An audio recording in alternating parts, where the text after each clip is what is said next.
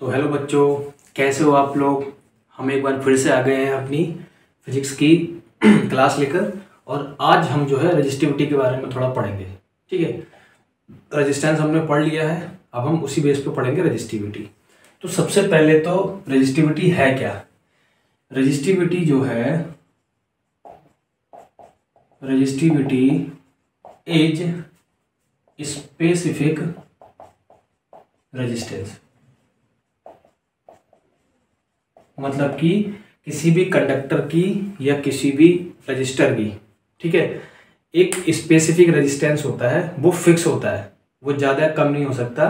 अगर आपको कॉपर की रेजिस्टिविटी देखनी है या सिल्वर की देखनी है तो वो फिक्स होती है, यूनिवर्सल है, वो कहीं भी जाओगे वो फिक्स ही रहेगी। ठीक है, तो वो क्या हो गया, आपका स्पेसिफिक रेजिस्टेंस हो गया। ठीक है, पहली चीज।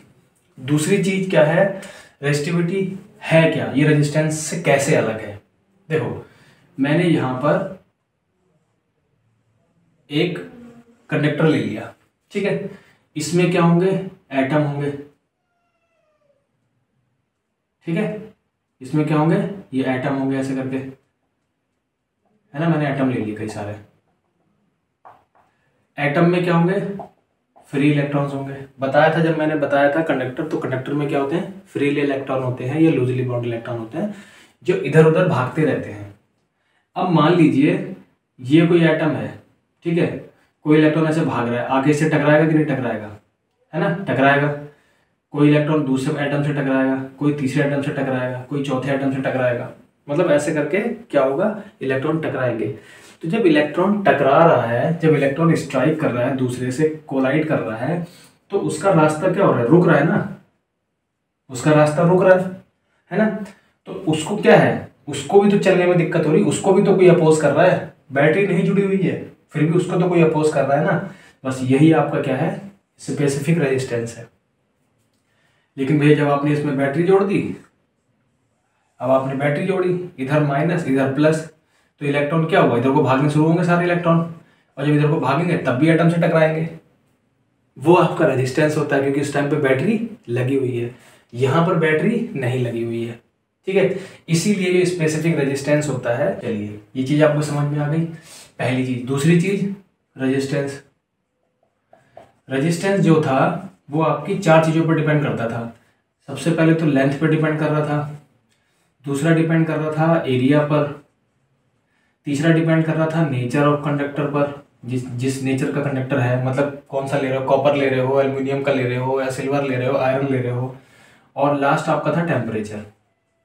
ठीक है, इन चार चीजों पर डिपेंड करता था। लेकिन अगर हम रजिस्टिविटी की बात करें,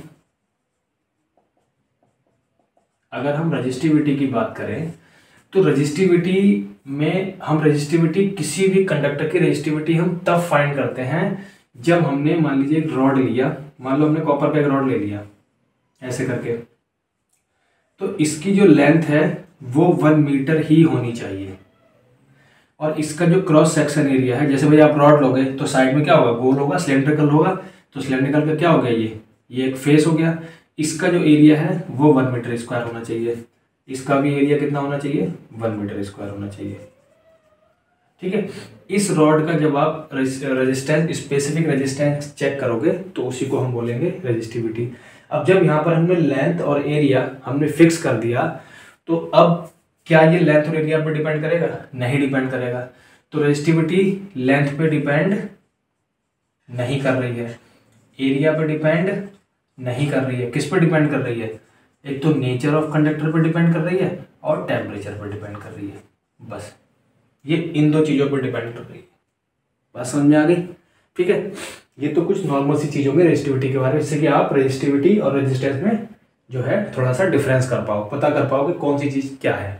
ठीक है, अब रेजिस्टिविटी का फॉर्मूला, जैसे आर का फॉर्मूला होता है ना, क्या फॉर्मूला होता है, आर का फॉर्मूला होता है R is equal to V upon आई।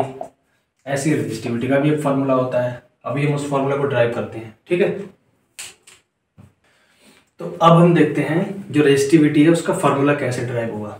देखिए, सबसे पहले हमें मालूम है जो हमारा रेजिस्टेंस होता है वो किसके प्रोपोर्शनल होता है, लेंथ के प्रोपोर्शनल होता है। अगर लेंथ ज़्यादा लोगे तो उसका रेजिस्टेंस भी ज़्यादा होगा, क्योंकि उसमें नंबर ऑफ एटम ज़्यादा होंगे। जब नंबर ऑफ एटम ज़्यादा होंगे तो इलेक्ट्रॉन को रोकेंगे भी ज़्यादा। जब उसमें इलेक्ट्रिसिटी आप फ्लो करवाओगे, आप उसमें पोटेंशियल डिफरेंस लगाओगे, बैटरी लगाओगे, तो इलेक्ट्रॉन क्या करेंगे, भागना शुरू करेंगे पॉजिटिव चार्ज की तरफ। तो बीच में एटम ज़्यादा पड़ेंगे तो एटम से वो टकराएगा बार बार, तो क्या होगा, रजिस्ट होगा ना इलेक्ट्रॉन का। जब इलेक्ट्रॉन का पाथ रजिस्ट हो तो इलेक्ट्रिसिटी का भी पाथ, इलेक्ट्रिक करंट का भी पाथ रजिस्ट होगा। ठीक है। दूसरा जो हमारा आर था वो एरिया के क्या था, इन्वर्सली प्रोपोर्शनल था। मैंने बताया था कि जैसे एरिया है, अगर आपने मान लीजिए ऐसे करके कोई ले रखा है, मतलब ज़्यादातर हमारा जो कंडक्टर होता है, हमारा जो वायर होता है वो ऐसा ही होता है, तो इसका एरिया क्या हो गया, पाई आर स्क्वायर हो गया। और अगर आप आर को डबल करोगे तो ये क्या हो जाएगी, इसका स्क्वायर, तो 4r स्क्वायर हो जाएगा। इसीलिए हमारा जो रेजिस्टेंस होता है वो 4 टाइम डिक्रीज कर जाता है। ये कल मैंने बताया था, है ना। तो ये एरिया के इन्वर्सली प्रोपोर्शनल होता है रेजिस्टेंस, और लेंथ के डायरेक्टली प्रोपोर्शनल होता है। ये आपकी इक्वेशन 1 होगी, ये आपकी इक्वेशन 2 होगी। और अगर हम इन दोनों इक्वेशन को कंबाइन करेंगे तो हो जाएगा R is directly proportional to L but inversely proportional to A। इन दोनों को कंबाइन कर दिया, है ना, तो ये हो गया। अब मैंने बताया था, उस दिन भी बताया था मैंने, जब हमने V ये ऐसे लिया था तो हमने प्रोपोर्शनलिटी कांस्टेंट को लगाया था, प्रोपोर्शनल का साइन हटाने के बाद में, तो वहाँ पर हमारा R आया था। यहाँ पर प्रोपोर्शनलिटी कांस्टेंट को जब हटाओगे तो यहाँ पर आपका आ जाएगा रो। रो इज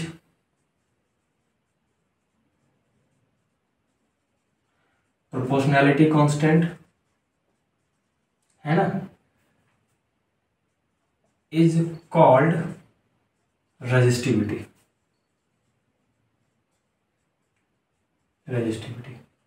बात समझ में आ गई। तो ये आपका फॉर्मूला किसका हो गया, ये तो आपका आर हो गया। अब यहाँ से आप जब रो निकालोगे तो रो को आप यहीं रोक लो, ए का मल्टीप्लाई किधर होगा, आर में होगा, और एल अपॉन में आ जाएगा। तो क्या फार्मूला बना, rho is equal to R A upon L. ये आपका किसका फार्मूला बना, रेजिस्टिविटी का। If A is equal to 1 metre square and L is equal to 1 metre, then अगर ये 1 हो गया, ये भी 1 हो गया, तो अब आपका क्या बचा, रो इज इक्वल टू आर बचा, है ना। तो एक केस ऐसा होता है जब हम इसको 1 मीटर स्क्वायर ले लेंगे और इसको हम 1 मीटर ले लेंगे, तो आपका रो इक्वल टू एल हो जाएगा। मतलब जितनी रेजिस्टिविटी उतना ही रेजिस्टेंस, इसीलिए इसको बोलते हैं स्पेसिफिक रेजिस्टेंस। उसके लिए हम क्या करते हैं, जो भी हम अपना कंडक्टर लेंगे उसकी हमें लेंथ 1 मीटर और उसका जो एरिया ऑफ क्रॉस सेक्शन है वो 1 मीटर स्क्वायर ही लेना पड़ेगा। ठीक है, ये बात समझ में आ गई आपको, ठीक है, इतना समझ में आ गया आपको। अब क्या है, अब इसका हम देखते हैं यूनिट। देखो यूनिट कैसे निकालेंगे भाई, हमें मालूम है rho is equal to R A upon L है। जो हमारा रेजिस्टेंस है उसका यूनिट क्या होता है, उसका यूनिट होता है ओम, पिछले वाले वीडियो में बताया है। एरिया का यूनिट क्या होगा, मीटर स्क्वायर। लेंथ का यूनिट क्या होगा, मीटर। अब यहां पर लगा दो तो क्या बनेगा इसका unit, ohm metre square upon metre. 1 metre से 1 मीटर कट हो जाएगा, बचेगा ओम मीटर। इसको हम ऐसे भी लिखते हैं ओम मीटर। ये क्या होगी आपकी, ये आपकी यूनिट होगी इसकी, किसकी, रेजिस्टिविटी की यूनिट हो गई। ठीक है, और ये तो मैंने आपको बता ही दिया कि ये एरिया और लेंथ ये किसी पर भी डिपेंड नहीं करता है, ये सिर्फ नेचर ऑफ कंडक्टर और टेम्परेचर पर डिपेंड करता है। ठीक है, देखिए यहाँ पर प्योर मेटल है, ठीक है, कुछ प्योर मेटल यहाँ पर मैंने लिख रखे हैं, 3 प्योर मेटल लिखे हैं, सिल्वर, कॉपर और एल्यूमिनियम। ठीक है, यहाँ पर मैंने एलॉय लिखे हुए हैं, अभी एलॉय की मैंने रेजिस्टिविटी नहीं लिखी है। जो सिल्वर है, सिल्वर की जो रेजिस्टिविटी है वो होती है 1.60 इंटू 10⁻⁻8 ओम मीटर। मतलब कि अगर मैंने सिल्वर की एक रॉड ली,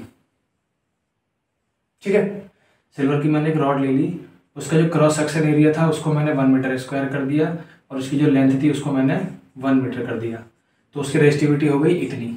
ऐसे ही कॉपर की ये होती है, एल्यूमिनियम की ये होती है। ठीक है, क्योंकि जब आपने फॉर्मूला देखा तो आपने देखा रो इज इक्वल टू RA/L, मतलब कि रेजिस्टिविटी रेजिस्टेंस के डायरेक्टली प्रोपोर्शनल होती है। अगर आप रेजिस्टेंस बढ़ाओगे तो रेजिस्टिविटी भी बढ़ जाएगी। ठीक है, ये तो आपको पता ही है, मैंने बता दिया है, डायरेक्टली प्रोपोर्शनल है ये। ठीक, एरिया और लेंथ पे डिपेंड ये नहीं करती। अब एलॉय की बात करें तो एलॉय जो होता है वो कई सारे मेटल्स का क्या होता है, मिक्सचर होता है। जैसे निक्रोम है तो निक्रोम में आपका क्या होगा, एक तो निकेल होगा, ठीक है, दूसरा क्रोमियम होगा, तीसरा आयरन होगा और चौथा मैंगनीज होता है। इसमें क्या होता है, मैंगनीज होता है। ठीक है, ऐसे ही कॉन्स्टेंटेन में आपका कॉपर प्लस, ऐसे ही आपका कॉन्स्टेंटेन होता है, कॉन्स्टेंटेन में आपका कॉपर प्लस निकेल होता है। ठीक है, ऐसे ही आपका मैंगनीन होता है, तो मैंगनीन में मैंगनीज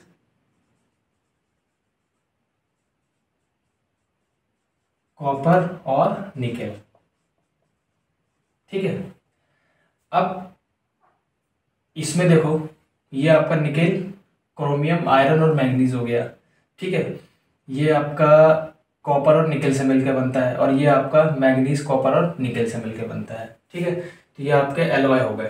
ठीक, अब इनकी रेजिस्टिविटी देखें तो अगर हम निक्रोम की रेजिस्टिविटी देखें तो निक्रोम की रेजिस्टिविटी जो होती है वो कॉपर से 60 टाइम मोर होती है, 60 टाइम मोर देन कॉपर। इसकी रेजिस्टिविटी कॉपर से, किसकी, निक्रोम की, निक्रोम की रेजिस्टिविटी 60 टाइम मोर होती है कॉपर से। ऐसे कॉन्स्टेंटेन की रेजिस्टिविटी होती है वो कॉपर से 30 टाइम मोर होती है, 30 टाइम मोर देन कॉपर। और मैंगनीज, अगर हम मैंगनीज की रेजिस्टिविटी देखें तो 25 टाइम्स मोर देन कॉपर। अब देख लो आप, ये आपके प्योर मेटल हैं, प्योर मेटल का रेजिस्टेंस कम होता है तो रेजिस्टिविटी भी कम होगी। एलॉय का रेजिस्टेंस ज़्यादा होता है तो रेजिस्टिविटी भी ज़्यादा होगी। अगर निक्रोम का कॉपर से करोगे कंपेयर तो 60 टाइम ज़्यादा इसकी रेजिस्टिविटी होगी निक्रोम की कॉपर से, कॉन्स्टेंटाइन की 30 टाइम और मैंगनीज की 25 टाइम। ठीक है, ये बात समझ आ गई। तो यहाँ से हमें पता चला कि resistivity of alloy is much more than pure metal. ठीक है, ये आपकी टेबल बनी होगी बुक में, कब उसमें सबकी रेजिस्टिविटी दे रखी है। अब मैं यहाँ पर सब अगर लिख के बताऊंगा तो फिर बहुत लंबा वीडियो हो जाएगा। तो ये तो आपके हो गए प्योर मेटल। ठीक है, उसके बाद आते हैं आपके सेमीकंडक्टर। कौन से आते हैं, सेमीकंडक्टर।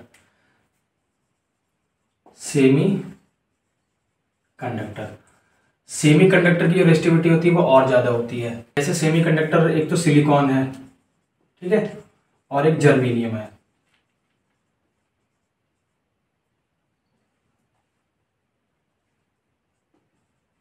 सेमीकंडक्टर में दोनों की प्रॉपर्टी होती है, कंडक्टर की भी और नॉन कंडक्टर की भी। ठीक है, तो सिलिकॉन और जर्मेनियम है, इन दोनों की जो रेजिस्टिविटी है, तो जर्मेनियम की जो है वो 0.6 ओम मीटर है, ओम मीटर आएगा यहाँ पर सब में। ठीक है, और सिलिकॉन की 2300 ओम मीटर है। तो जाहिर सी बात है कि इसका रेजिस्टेंस इसके कंपैरिजन में ज़्यादा होगा, क्योंकि इसकी रेजिस्टिविटी देखो 1.60 इंटू 10⁻⁻8 है ना, 1 से भी कम है, समझ रहे हो ना। और इसकी देखो, इसकी 0.6 है और इसकी 2300 ओम मीटर है। इसके बाद आते हैं इंसुलेटर्स। गिलास की जो रेजिस्टिविटी होती है 10⁻10 से लेकर 10⁻14 ओम मीटर तक होती है। मतलब गिलास की क्वालिटी पर डिपेंड करता है कैसा गिलास है, कौन सा गिलास है। पेपर जो होता है उसकी रेजिस्टिविटी होती है 10⁻12 ओम मीटर। पेपर भी कैसा, ड्राई पेपर लेना है, ये ड्राई पेपर की होती है। ठीक है, तो ये आपके क्या हैं, कुछ इंसुलेटर्स हैं, कुछ सेमीकंडक्टर्स हैं, कुछ आपके प्योर मेटल है और कुछ आपके एलॉय हैं। सही है, एलॉय की जो जो एलॉय होते हैं इनकी बहुत ज़्यादा होती है, इनके कंपैरिजन में 60 टाइम सेमीकंडक्टर की और ज़्यादा हो गई और इंसुलेटर की सबसे ज़्यादा हो गई। यही रीज़न होता है कि इंसुलेटर में करंट फ्लो नहीं कर पाता। ठीक है, ये चीज़ आपको समझ में आ गई। तो अब यहाँ पर हम देखते हैं एलॉय। एलॉय का यूज़ कहाँ है? एलॉय का जो यूज़ होता है वो हीटिंग एलिमेंट के लिए होता है। जैसे हमारे पास इलेक्ट्रिक आयरन हो गई, है ना, हीटर हो गया, है ना, गीजर हो गया, है ना, टोस्टर हो गया, बहुत सारी चीज़ें। इनमें क्या होता है, इनमें एलॉय का यूज़ करा जाता है। क्यों? क्योंकि प्योर मेटल जो होते हैं, प्योर मेटल का जो रेजिस्टेंस या रेजिस्टिविटी क्या होती है, बहुत लो होती है। और अगर रेजिस्टेंस या रेजिस्टिविटी बहुत लो होगी तो करंट उसमें अच्छे से पास कर जाएगा, फ्लो कर जाएगा, कोई दिक्कत ही नहीं है। लेकिन अगर हम इसका रेजिस्टेंस प्योर मेटल में से कुछ मेटल को ले लें और हम क्या बना लें, हम इनका बना लें एलॉय, जैसे निक्रोम। तो निक्रोम क्या हो गया, एलॉय हो गया। इसमें हमने चार चीज़ों को मिलाया, एक पर्टिकुलर रेशियो में मिलाया जाता है। ठीक है, मिलाने के बाद में मिला आपको निक्रोम। निक्रोम की जो कॉपर के कंपैरिजन में कितनी होती है, 60 टाइम होती है रेजिस्टिविटी। तो इसमें क्या होगा, करंट इसमें फ्लो नहीं कर पाएगा ठीक से। जब करंट इसमें ठीक से फ्लो नहीं कर पाएगा और जब इलेक्ट्रॉन जो है वो इलेक्ट्रॉन ज़्यादा एटम से टकराएगा तो क्या होगा, उस वजह से उसमें हीट पैदा होगी। क्या होगी, हीट जनरेट होगी। हीट क्या होगी, हीट जनरेट होगी। हीट जनरेट होने की वजह से वो क्या देगा, हमें कुछ लाइट भी देगा। इसीलिए जो आपके इलेक्ट्रिक आयरन हो गई, हीटर हो गया, इनमें क्या होता है, इनमें एलॉय का यूज़ करते हैं। क्योंकि आयरन का मतलब ही है, जब तक वो उसमें हीटिंग इफेक्ट नहीं होगा तो कैसे हम उस आयरन कर लेंगे। हीटर हमें क्यों चाहिए, हीटर हमें चाहिए या तो हीट के लिए, भाई बहुत सारे लोग हीटर यूज़ करते हैं, इलेक्ट्रिक हीटर। जैसे हमारी वो इलेक्ट्रिक केटल आती है उसमें हीटर होता है। इंडक्शन आता है, इलेक्ट्रिक इंडक्शन खाना बनाने के लिए, उसमें भी वही इलेक्ट्रिक हीटर होता है ना। तो ये सब क्या करते हैं, इन सब से हम खाना गर्म करना है, सर्दियों में हाथ तापने हैं, बहुत सारी चीज़ों के लिए ये सारी चीज़ें यूज़ होती हैं। गीज़र हो गया, पानी गर्म करने के लिए यूज़ होता है ना। टोस्टर हो गया, टोस्टर क्या करते हैं, ब्रेड वगैरह के वो सैंडविच वैंडविच बनाने के काम आता है। तो उनमें सब में क्या होता है, आपका एलॉय यूज़ होता है। ठीक है, सबसे पहली चीज़ क्या है, हम एलॉय क्यों यूज़ कर रहे हैं। एलॉय में हम निक्रोम ज़्यादातर प्रेफर करते हैं। निक्रोम हम क्यों यूज़ कर रहे हैं, क्योंकि निक्रोम जो होता है वो बहुत ज़्यादा हाई रेजिस्टेंस का होता है। मतलब कि इसकी रेजिस्टिविटी हाई होती है, इसका रेजिस्टेंस हाई होता है। दूसरा, जो निक्रोम होता है वो ऑक्सीडाइज नहीं होता। ऑक्सीडाइज होने का मतलब है ये बर्न नहीं होता है, हाई टेम्परेचर पे भी आके ये बर्न नहीं होता है। जैसे पुराने टाइम में बल्ब आते थे, ऐसे करके बल्ब आते थे, इनसे पीली रोशनी निकलती थी। इसमें यूज होता था टंगस्टन।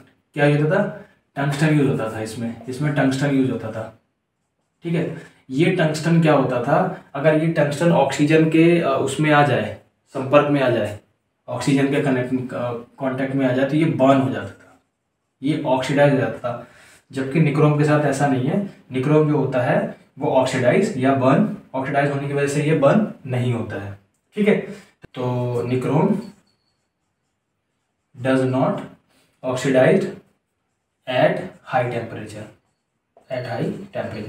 इसीलिए हम निक्रोम का यूज़ करते हैं। एलॉय का यूज़ इसीलिए करते हैं। ठीक है भाई, रेजिस्टेंस ज़्यादा होगा तो वो आपको क्या देगा, हीटिंग इफेक्ट देगा। ठीक है, बात समझ में आ गई। जैसे हमारी वो पानी गर्म करने की वो होती है, रॉड लेके आते हैं, उसको डाल दिया, वायर लगा दिया, उसको कभी उठा के देखना, वो रेड हो जाती है पानी में, वो रेड हो जाती है। निक्रोम वायर आप ले लीजिए, जो हीटर में वायर आता है, निक्रोम वायर आता है, मार्केट में मिलता है, ऐसे निक्रोम वायर ऐसे करके आता है, उसको आप ले लीजिए और एक आप लकड़ी का वो ले लीजिए।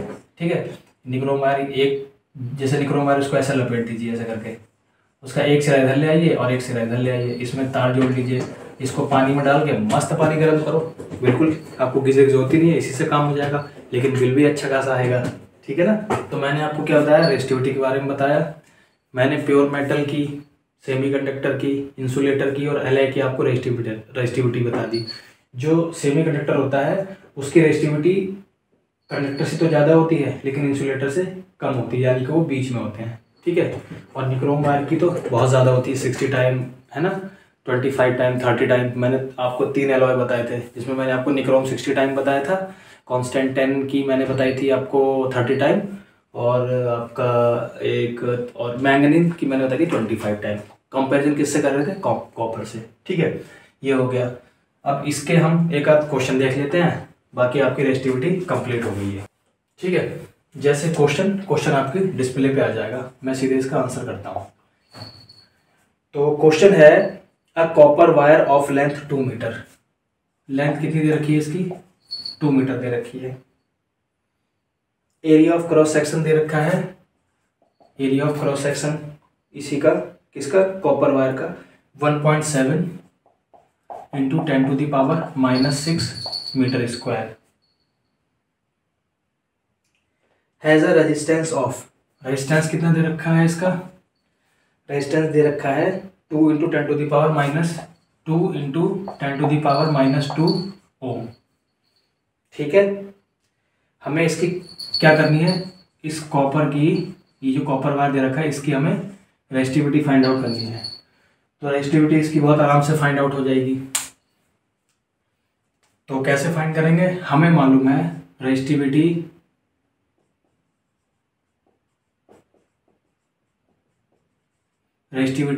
रो is equal to RA upon L।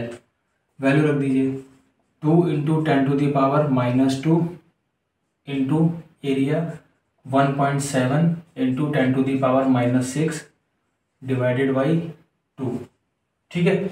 इसका यूनिट आपको पता ही है, ओम मीटर ही आएगा सॉल्व करने के बाद में, ठीक है। पहले इसको सॉल्व करते हैं।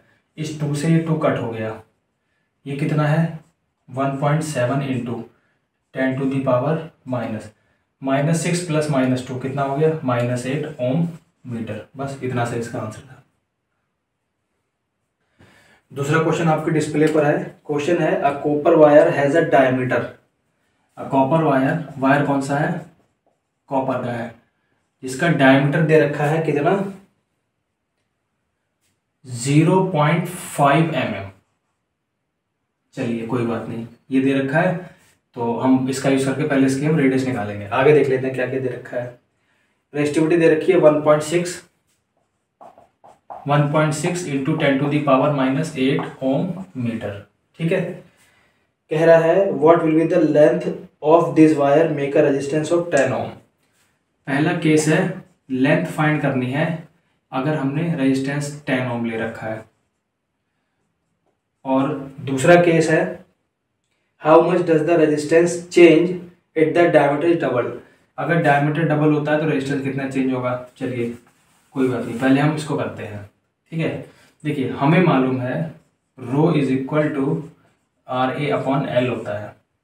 अब हमारे पास एरिया तो है नहीं, है ना, तो सबसे पहले हम एरिया फाइंड करेंगे। इसका कैसे फाइंड करेंगे? भाई कॉपर वायर है, आप वायर को देखो तो वायर इस तरीके से तो होता है, तो इसका क्रॉस सेक्शन एरिया जो होता है वो कैसा होता है? सर्किल में होता है। हम सर्किल का यूज़ करेंगे। तो सबसे पहले हम क्या करेंगे, ये मीटर है, ये मिलीमीटर है, तो इसको पहले मीटर में चेंज करेंगे मिलीमीटर से। तो ये हो जाएगा 0.5। मीटर में चेंज करने के लिए हम क्या करेंगे? 1000 से क्या करेंगे? डिवाइड कर देंगे, है ना। किसे डिवाइड कर देंगे? 1000 से। अब ये कितना हो गया साहब? नीचे 3 जीरो आ गए, पॉइंट इधर खिसकेगा, कितना खिसकेगा? 1 2 3 पॉइंट मीटर। ये आपकी क्या हो गई? डायमीटर आ गई मीटर में। अब क्या करो, अब इससे निकालो रेडियस। तो रेडियस इक्वल टू कितना हो जाएगा? डिवाइडेड बाई 2, सही है। इस पॉइंट को हटा दो, यहाँ पर 1 2 3 4 इतने जीरो लगा लो। अब जब ये नीचे जीरो लग गए तो अब इन जीरो कोई मतलब नहीं रहा। ये हो गया 5 अपॉन इतना, 5 बन जा 5, 5 4 जा 20, आ गया 1 अपॉन 4000, ठीक है। अब 1 अपॉन 4000 है, तो 4000 से 1 को डिवाइड करो, करते हैं भैया। पॉइंट लगाया, जीरो बढ़ाया, ठीक है। फिर जीरो बढ़ाने के लिए, बैक टू बैक जीरो बढ़ाने के लिए हम फिर यहाँ जीरो लेंगे, फिर यहाँ जीरो लेंगे, फिर यहाँ जीरो लेंगे, फिर यहाँ जीरो लेंगे, फिर यहाँ जीरो लेंगे, फिर यहाँ जीरो लेंगे। ये था 4000, ये हो गया 10,000। हमें मालूम है 4 2 जा 8 होता है, तो ये कितना हो गया 8000 हो गया। 0 0 0 10 में से 8 गया 2। ये है 4000, ये है आपका 2000, ठीक है। अब यहाँ पर जीरो ऐसे ही बढ़ जाएगा, क्यों? क्योंकि बैक टू बैक जीरो बढ़ाने के लिए हमें पॉइंट लगाना पड़ता है, अदरवाइज हमें जीरो नहीं लगाना पड़ता। अब ये इससे कितनी बार जाएगा 5 बार। ये हो गया 20,000। कितना हो गया ये 20,000 हो गया। यहाँ पर आ गया जीरो। कितना आया? तो रेडियस कितनी आई 0.00025। अगर मैं इस पॉइंट को यहाँ लिखूँ तो ये कितना, इस पॉइंट को अगर मैं यहाँ लिखूँ तो ये हो जाएगा 0.25 इंटू 10⁻⁻3। ये तो आपने पढ़ा ही होगा, जब पॉइंट राइट हैंड साइड जाता है तो पावर माइनस में होती है, और जब पॉइंट लेफ्ट हैंड जाता है तो पावर प्लस में हो जाती है। ये आपका क्या हो गया मीटर, ये आपकी क्या आ गई रेडियस आ गई, ठीक है। अब हमें क्या फाइंड करना है एरिया, तो अब हम एरिया फाइंड करते हैं। मैं जब तक इसको इरेज कर देता हूँ, क्योंकि हमें एरिया तो फाइंड करना ही है ना, एरिया तो फाइंड हमें करना ही है ना। तो एरिया इज इक्वल टू होता है पाई आर स्क्वायर। पाई की वैल्यू 3.14 इंटू आर की वैल्यू 0.25 इंटू 10⁻⁻3 का होल स्क्वायर, क्योंकि यहाँ पर स्क्वायर लगा हुआ है। ये हो गया 3.14 इंटू, देखो 25 का जब स्क्वायर करोगे तो 625 आता है, ठीक है। लेकिन आपको यहाँ कितना लेना है 25 और फिर 25, तो 625 तो आ गया, लेकिन पॉइंट कितना लगेगा 1 2 3 4, तो 1 2 3 4 के लिए एक जीरो लगा हुआ यहाँ पर, तो इसका आ गया 0.0625 इंटू 10⁻। इसका जब इसमें मल्टीप्लाई करोगे माइनस का 6 आ जाएगा, ठीक है। अब हमें इन दोनों का मल्टीप्लाई करना है, इन दोनों का मल्टीप्लाई करके मिलेगा 0.1964 इंटू 10⁻⁻6। देखो हमने यहाँ पर पाई की वैल्यू 3.14 यूज़ की है, हो सकता है वो 22/7 दे दे, ठीक है। अब हमें फाइंड करना है क्या, हाँ, तो पहला वाला पॉइंट फाइंड करते हैं। पहले वाले पॉइंट में लेंथ हमें फाइंड करनी है और रेजिस्टेंस हमें दे रखा है शायद 10 ओम का। तो अब करो, रो इज इक्वल टू RA/L। हमें L फाइंड करनी है, L को इधर ले आओ और रो को नीचे ले जाओ, तो L इज इक्वल टू RA/रो, ठीक है। वैल्यू पुट करते हैं भाई, L is equal to R की वैल्यू कितनी है 10 ओम, एरिया कितना है 0.1964 इंटू 10⁻⁻6 अपॉन रो कितना है 1.6 इंटू 10⁻⁻8, ठीक है। अब इसको करते हैं सॉल्व। तो सबसे पहले पावर सॉल्व कर लो। आपको क्या करना है, ये वाला पॉइंट यहाँ से हटाना है, यहाँ पर एक जीरो बढ़ा देना है, ठीक है। दूसरा ये वाला पॉइंट हटाना है, यहाँ पर 1 2 3 4, 4 जीरो मतलब 10⁻4 हो गया, ठीक है। पहले पावर सॉल्व करो भाई। देखो ये कितनी है पावर 6, ये कितनी है पावर 1, तो 10⁻⁻6 प्लस 1, ये वाली पावर ऊपर जाएगी तो ये भी प्लस की हो जाएगी, ये वाली पावर ऊपर जाएगी तो ये माइनस की हो जाएगी। अब माइनस और माइनस वाले क्या होंगे ऐड हो जाएंगे, तो -10 हो गया और ये क्या हो गया 9 हो गया। तो पावर तो कितनी आ गई, पावर आ गई 10⁻−1, सही, ठीक है। अब आती है इनकी बारी। अच्छा एक 10 ये भी था, तो हैंड टू हैंड इस 10 को भी ऐड कर लो, 1 1, तो कितना आ गया 10 की पावर तो 0 आ गया, 10 की पावर सारी कैंसिल आउट होगी। अब बचा कितना आपका 1964 डिवाइडेड बाई 16, ठीक है। 16 से इसको डिवाइड करेंगे तो यहाँ लिखो 122.7 इंटू 10⁻0, इसकी कोई मतलब नहीं है, तो आपका ये कितना आ गया, लेंथ कितनी आ गई 122.7 मीटर, ठीक है। ये चीज़ समझ में आ गई। तो कुछ नहीं था इसमें, क्या दे रखा था हमें, डायमीटर दे रखा था और रेजिस्टिविटी दे रखी थी।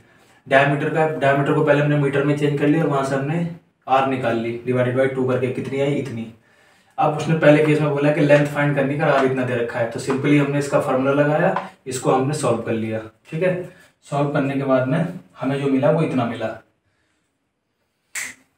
अब ये आप लिख लो, मैं इसको इरेज कर रहा हूँ क्योंकि हमें इसका दूसरा पार्ट भी करना है। दूसरा है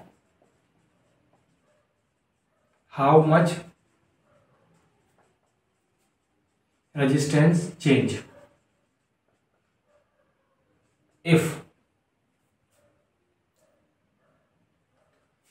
द डायमीटर इज डबल। ठीक है, चलो डायमीटर को उन्होंने डबल कर दिया है, कोई दिक्कत नहीं है, अभी करते हैं। वो बोल रहा है कि अगर हम डायमीटर को डबल कर दें तो रेजिस्टेंस में कितना फर्क पड़ेगा। तो डायमीटर तो किसका होगा भाई, अगर हमने कोई वायर लिया है तो डायमीटर इसका किसका होगा, क्रॉस सेक्शन एरिया का तो डायमीटर होगा, है ना, क्रॉस सेक्शन एरिया का तो डायमीटर होगा। तो हमें मालूम है R is inversely proportional to A होता है। ठीक है, थोड़ी देर के लिए मैं यहाँ से इनवर्सली प्रोपोर्शनल का साइन हटा के यहाँ पर इक्वल लगा लेता हूँ, कोई ना कोई कांस्टेंट आएगा, मान लो सी कांस्टेंट आ गया। ठीक है, इसके आगे इसको मैंने थोड़ी देर के लिए बचा दिया। इफ, अच्छा एरिया, ये क्या है, एरिया है, हमें मालूम है area is equal to pi R square होता है। ठीक है, हमें मालूम है R is equal to dy/2 होता है, तो इसको लिख लेंगे area is equal to pi dy/2 का होल स्क्वायर। सही, चलिए, तो अब हमें मालूम है कि r is equal to dy/2 होता है। ठीक है, तो इसको कर दो a is equal to pi d² और 1/4 को आगे ले लो। सही है, यही तो हो गया। ठीक, अब हमने क्या कर दिया, d की जगह पर 2d पुट करा। क्या पुट करा, 2d पुट करा। सही, जब d की जगह पर 2d पुट करोगे तो उस केस में एरिया भी तो चेंज हो जाएगा। अब इस एरिया यहां पर हम लिख देंगे if d is equal to 2d, तो उस केस में हमारा एरिया भी चेंज हो जाएगा। एरिया कितना हो जाएगा, a dash is equal to 1/4 pi, इसको कर दो 2d का स्क्वायर, 1/4 पाई ऐसे रख दो, ये कर दो आप 4d स्क्वायर, इस 4 से ये 4 कट हो गया। ठीक है, ये कितना आ गया, पाई d स्क्वायर आ गया। कितना आ गया, पाई d स्क्वायर हो गया। ठीक है, चलिए ये पाई d स्क्वायर आ गया। अच्छा यहां देखें, आप यहां पर देखें बेटा, यहाँ पर ये वाला जो हमने 1/4 पे यहाँ लिया था, अगर मैं इस 4 का मल्टीप्लाई यहाँ करवा दूँ तो ये कितना हो जाएगा, 4a is equal to pi d square हो जाएगा। 4a is equal to pi d square. अब मैं क्या करूँ, मैं इस एरिया की जगह पर क्या रख दूँ, इसके पाई d स्क्वायर की जगह पर क्या रख दूँ, 4a रख दूँ, 4a। तो पहले हमारा एरिया था इतना, कितना था, a था, लेकिन जैसे ही मैंने d की वैल्यू डबल करी तो हमारी एरिया की वैल्यू कितनी इंक्रीज कर गई, 4 इंक्रीज कर गई, कि नहीं कर गई। अब आ जाओ यहां पर, पहले एरिया कितना था, a था, अब एरिया कितना हो गया, 4a हो गया, है ना। तो यानी कि अगर मैं डायमीटर को डबल करूंगा तो एरिया कितने टाइम बढ़ेगा, 4 टाइम इंक्रीज करेगा, यानी कि r कितने टाइम डिक्रीज करेगा, 4 टाइम, क्योंकि ये क्या है, अब ये कैसा है, ये इनवर्सली प्रोपोर्शनल है। तो जितना एरिया इंक्रीज करेगा उतना ही r डिक्रीज करेगा। डायमीटर को डबल करने से क्या हुआ, एरिया हमारा कितना इंक्रीज कर गया, 4 टाइम इंक्रीज कर गया, तो उतने टाइम हमारा जो r था वो क्या हो गया, डिक्रीज कर गया। बात समझ आ गई। तो ये ऐसे क्वेश्चन हो गए। सही है, ये आपको समझ में आ ही गया होगा। ठीक है, अभी हम जब इसकी एक्सरसाइज करेंगे तो उसमें बहुत सारे क्वेश्चन हैं। ठीक है, फिलहाल आप जब तक के लिए इतना ही समझिए, रेजिस्टिविटी कैसे फाइंड करनी है ना, रेजिस्टेंस कैसे फाइंड करना है, अगर कोई चीज़ इंक्रीज करी तो रेजिस्टेंस कैसे इंक्रीज होगा, लेंथ पे है तो लेंथ के अकॉर्डिंग होगा, एरिया पे है तो एरिया के अकॉर्डिंग होगा। आई होप ये आपको समझ में आ गया होगा। ठीक है,